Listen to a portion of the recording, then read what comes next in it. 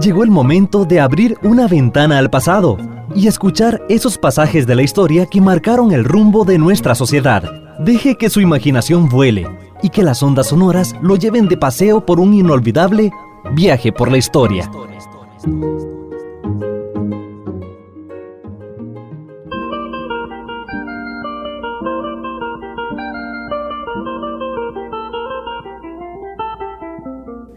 Hoy vamos a hablar de la organización sindical en Costa Rica en su primera época. Decimos su primera época cuando, desde el siglo XIX hasta la década del 40, 1940-50, se organiza el movimiento sindical del país.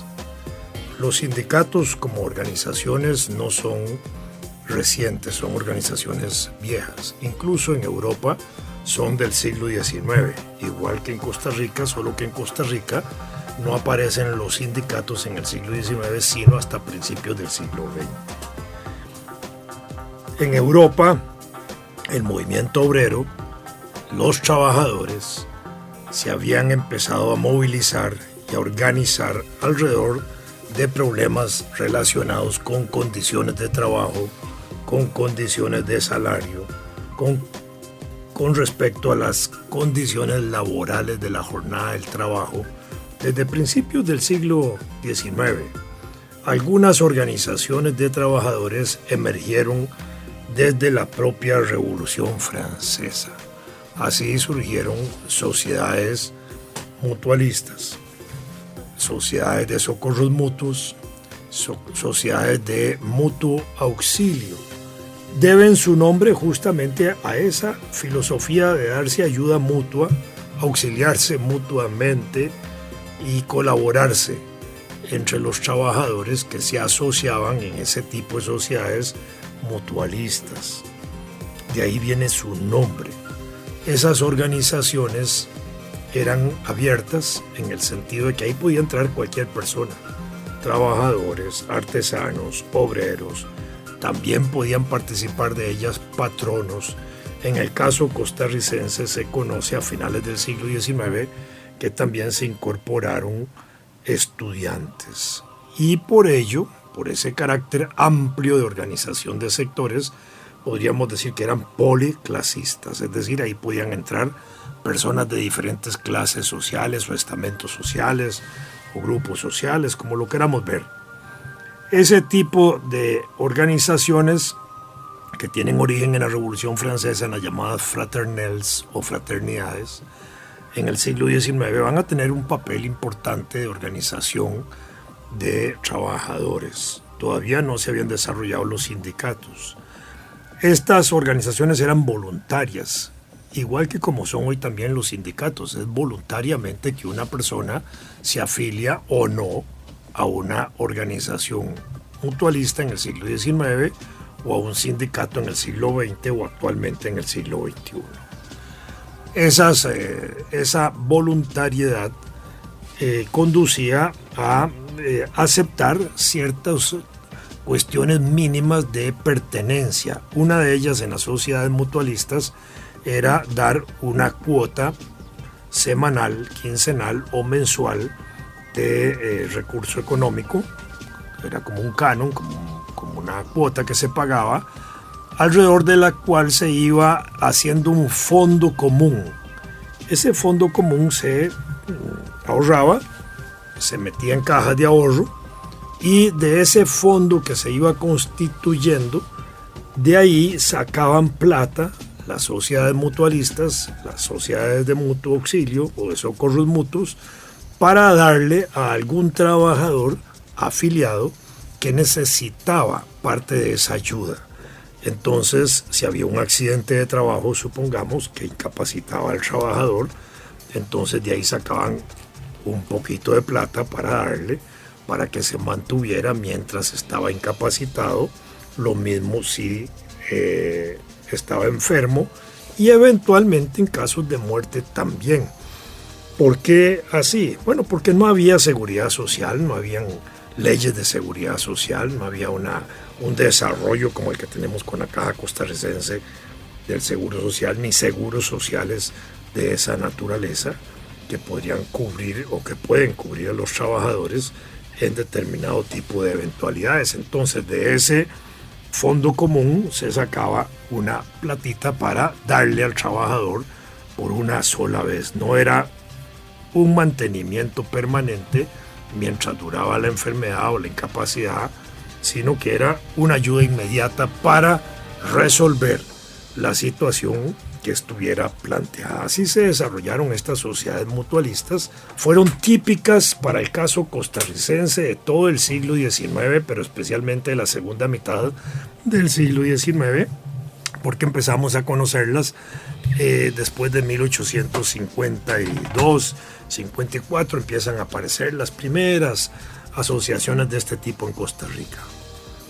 Ya para 1900 son sociedades muy amplias, bastante desarrolladas y que cumplían una función importante en ese tipo de necesidades. Y por otro lado, porque la población laboral del país iba creciendo en la medida en que iban también creciendo los oficios, los trabajos, y se iba desarrollando el urbanismo nacional, es decir, el desarrollo de pueblos y ciudades. Entendamos que el siglo XIX es un periodo donde van a ir creciendo poco a poco, pero de alguna manera en forma un poco acelerada, guardando las proporciones de tiempo, los pueblos y ciudades de Costa Rica. Recién en el proceso de la independencia, el país impulsa, los gobiernos impulsan procesos de colonización muy importantes para desarrollar áreas de cultivos especialmente vinculadas al café. Detrás de los procesos de colonización, la construcción de caminos o la búsqueda de caminos, se premiaba a la gente que encontraba caminos para ir a encontrar tierras aptas de colonización.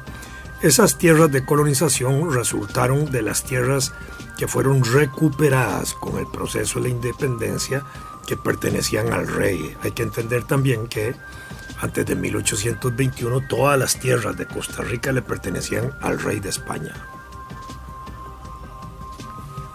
Las tierras que no le pertenecían al rey de España eran aquellas que el propio rey había empezado a otorgar en títulos particulares a personas que vivían en la colonia costarricense. Entonces empezó a desarrollarse un régimen de propiedad privada dentro de las tierras reales o del rey, que iban impulsando el desarrollo del régimen de propiedad en Costa Rica. Cuando se produce la independencia, las tierras que pertenecían a personas se les reconocen en su condición de propietarios de esas tierras, pero las tierras que eran del rey pasaron a ser tierras del Estado, y esas tierras del Estado facilitaron desde 1821 hasta 1940 prácticamente que el Estado impulsara procesos de colonización agrícola.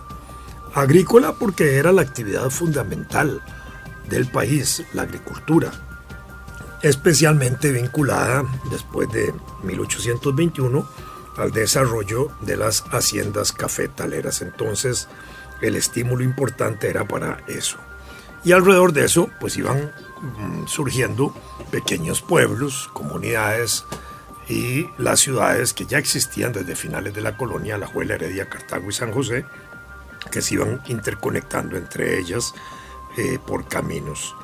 Y dentro de las ciudades iban apareciendo oficios urbanos propiamente, algunos vinculados al mismo desarrollo económico, como las personas que atendían las carretas y los carretones, las herrerías y la parte de herraje para las bestias y los aparatos de metal que se iban poniendo en las ruedas de carretas y de carretones, etcétera, y se empieza a desarrollar parte de eso. Y por otro lado, la construcción, que empieza a aparecer lentamente también de madera, porque en esa época fundamentalmente se construían bloques de bareque y adobe, pero también empiezan a aparecer poco a poco las construcciones en madera, y sobre todo con los terremotos que empiezan a haber o que se dan durante el siglo XIX, y que el gobierno mete medidas importantes para regular la construcción. Así, por ejemplo, en época de Braulio Carrillo se dieron medidas importantes para establecer en la construcción las vigas y las columnas para evitar, digamos, el mayor daño posible en temblores y terremotos. Ya en 1910, con el terremoto de Cartago, se prohibió la construcción total de viviendas y edificios en adobe y bareque. Y ya para esta época se habían empezado a construir construcciones grandes, no solo con hierro, incorporadas con estructuras metálicas, sino también con bloques grandes de piedra y otros elementos importantes arquitectónicos, algunos de los cuales llegan hasta nuestros días con una majestuosidad extraordinaria en edificios públicos que se pueden apreciar tanto en San José como en Heredia o Alajuela. Entonces, todo esto iba desarrollando actividades de trabajo urbano. A eso se sumaban no solo la gente que trabajaba en ebanistería, carpintería, en construcción, estaban los trabajadores de las caleras, especialmente las que estaban alrededor de la zona sur de San José, las caleras de Patarraya y Desamparados, donde se extraía la cal para pintar las paredes, y eso tenía un doble propósito. Por un lado, no solo pintaban casitas de color blanco, sino que la cal servía también sanitariamente, porque era un elemento importante para luchar contra los bichos en las casas y contra elementos de esa naturaleza que contribuían a elevar mejor calidad de vida. Y por otro lado, el desarrollo también urbano desde principios del siglo XIX empezó a valorar las cuestiones relacionadas a una mejor distribución de aguas negras, de hacer los caminos entre las casas separados con caños, separando las letrinas de las casas, etcétera, para ir mejorando la calidad de vida de los costarricenses. A principios del siglo XIX incluso funciona en el país un hospital que es el Leprosario Nacional. La lepra era una enfermedad considerada tenebrosamente, incluso casi por características bíblicas. Entonces no habían los mecanismos para curarla. No existe hoy tampoco una vacuna contra la lepra, pero existen mecanismos para su control. En aquella época eso se asociaba mucho a las condiciones de vida y a las condiciones de pobreza y a la falta de higiene y a la falta de agua potable y a una gran cantidad de aspectos de esta naturaleza. Entonces uno de los principales y primeros hospitales que se hizo fue el Leprosario, antes que el San Juan de Dios. Después fue el San Juan de Dios, alrededor de 1845, cuando ya empieza a estimularse la construcción del hospital, que empieza a funcionar en la década del 50. Entonces ahí empiezan actividades también de esta naturaleza que van ampliando cada vez más lo que podríamos llamar la división social del trabajo en Costa Rica. Ya no solo habían agricultores de distinta naturaleza, sino que habían trabajadores urbanos, y entre los trabajadores urbanos una gran variedad de formas en que se realizaba ese trabajo. Después de 1830 empieza a introducirse la imprenta en Costa Rica, la primera imprenta, y con ella empiezan a aparecer tempranamente los trabajadores de imprenta, lo que van a ser tipógrafos posteriormente, y la gente que está vinculada de manera estrecha al desarrollo de imprentas. Ya en 1886 las imprentas se han desarrollado de tal forma que en Costa Rica tenemos diarios, periódicos diarios que se imprimen diariamente, y no era uno. En 1886 prácticamente se publicaban casi 12 periódicos. Por supuesto que no eran periódicos de una gran cantidad de ejemplares. El que más publicaba eran 500 ejemplares. Y para 1886, 1890, la población del país andaba entre 300 y 340 mil habitantes, de manera que 500 personas eran los que tenían acceso a la lectura diaria de periódicos. Y a eso se sumaban una gran cantidad de periódicos de menor circulación. Algunos a veces circulaban una vez por semana, eran quincenales, mensuarios, pero empezaron a circular. Y diarios, a partir de 1886, sabemos que ya existían periódicos diarios, algunos con una circulación, como dije, de 500 ejemplares, otros de menor cantidad. Y alrededor de esto, pues estaban también las personas que escriben en los periódicos, que no era el periodista hoy profesional clásico, sino que eran colaboradores de los periódicos y gente que trabajaba para estar divulgando información. Para esa época existía incluso el cable submarino, que permitía recibir noticias en San Juan del Sur de Nicaragua, primero, y desde allí se transmitía la información por tierra a través de caballos y mecanismos así, gente que cabalgaba trayendo la información a San José, de modo que las noticias internacionales se podían conocer en Costa Rica con 3 o 4 días de posterioridad a su acontecimiento, que ya salían publicadas. En 1890 se llega el cable submarino a la región de Limón. Limón ya era un emporio de desarrollo industrial importante por el desarrollo de las plantaciones de banano y el desarrollo del ferrocarril que se había concluido en su construcción en 1884 y que vinculaba el puerto de Limón con la ciudad de San José, y ya se iniciaban los ramales a Alajuela y se estaba pensando ya en la década del 90 en la construcción del ferrocarril al Pacífico, de manera que aquí estamos ya hablando de una situación muy rica donde entendemos que hay una gran variedad de actividades profesionales y de oficios de trabajadores. Esos son los que se van a organizar principalmente en esas sociedades mutualistas, de socorros mutuos y de mutuo auxilio.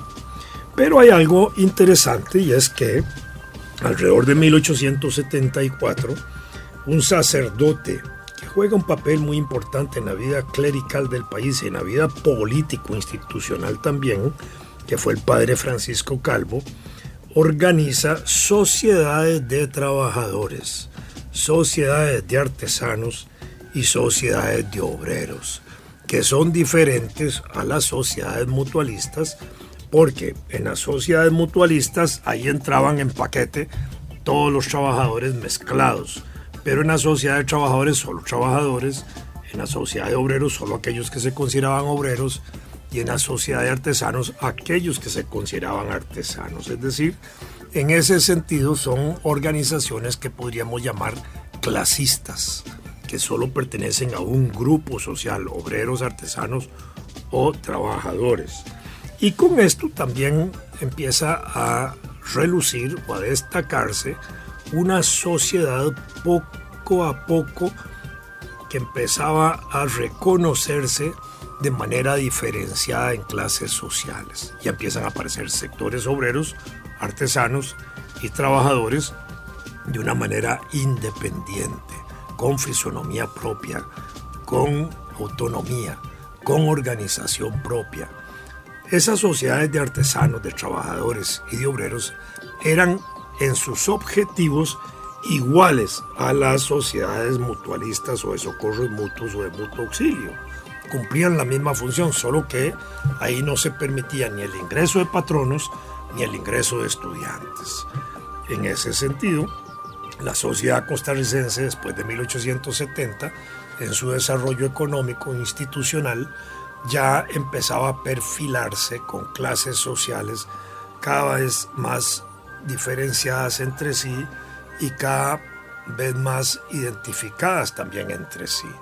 Y esto conduce a que a finales del siglo XIX empiecen a aparecer también partidos políticos que empiezan a distinguir justamente entre esos sectores. Así, por ejemplo, hasta 1889 podemos decir en términos generales que en Costa Rica no existían partidos políticos tal y como hoy los conocemos.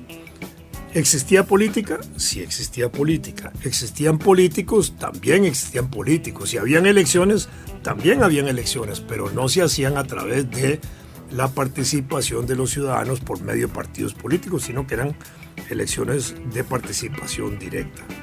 Pero ya en ese último tercio del siglo XIX, cuando empiezan a tomar fuerza y a cobrar fuerza las ideas liberales en Costa Rica, empieza a desarrollarse un concepto de partido liberal.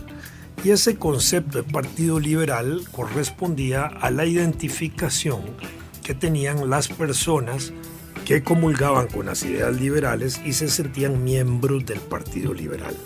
En Centroamérica sí habían organizaciones que se llamaban Partido Conservador y Partido Liberal, que funcionaban como partidos políticos. En Costa Rica ese nivel de desarrollo no se había logrado a ese momento, es decir, hacia 1889.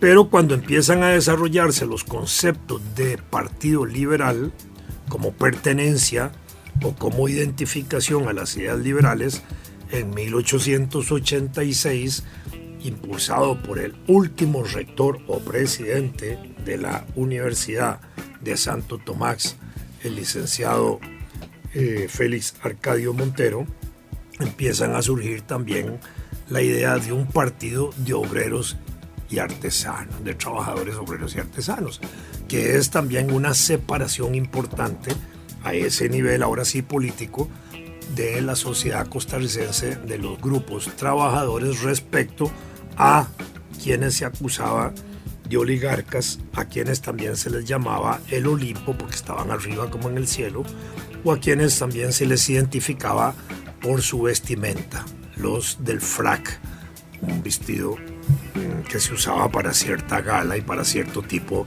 de ceremonias y actos oficiales, mientras que esos otros sectores populares se identificaban a sí mismos como chaquetas, descamisados y descalzos.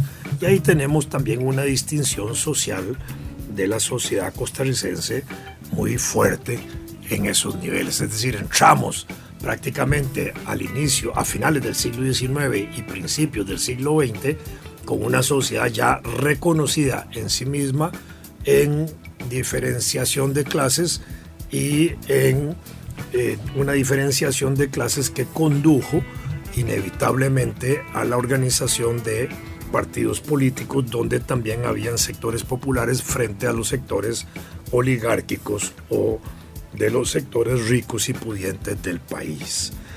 Entre 1890 y 1912 se va a producir una gran revolución en Costa Rica de carácter urbano, y es una revolución que tiene que ver con el desarrollo económico del país y con las transformaciones económico-sociales que eso impacta, y eso va a conducir de igual manera a una transformación en las organizaciones de los trabajadores de Costa Rica, haciendo que desaparezcan bruscamente esas sociedades mutualistas, sociedades de socorros mutuos y de mutuo auxilio, y den origen a nuevas formas de organización a partir de entre 1900 y 1901, que van a ser las ligas obreras y los sindicatos.